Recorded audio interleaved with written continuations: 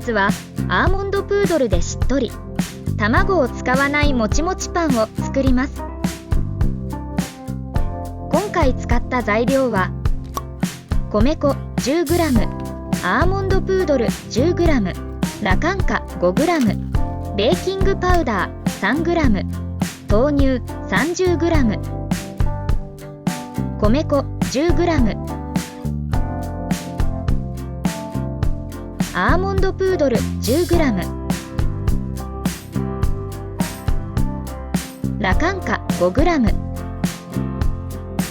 ベーキングパウダー 3g、粉類を混ぜ合わせます。豆乳 30g。 すべての材料を混ぜ合わせます。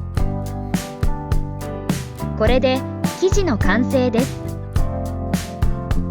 お好みの容器にラップをしてから加熱するとくっつきにくいです。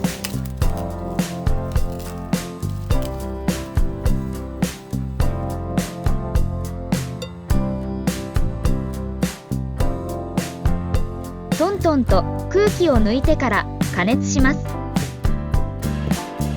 600ワットの電子レンジで2分加熱します。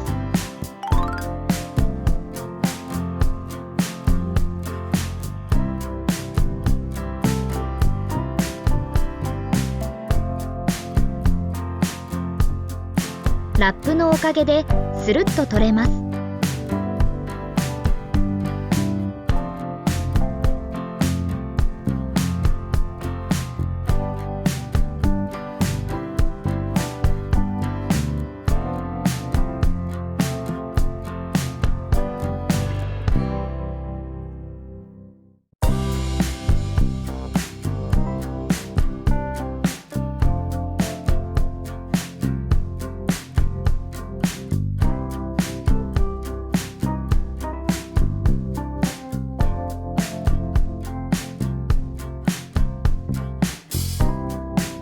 ラップなしでも作ってみます。600ワットの電子レンジで2分加熱します。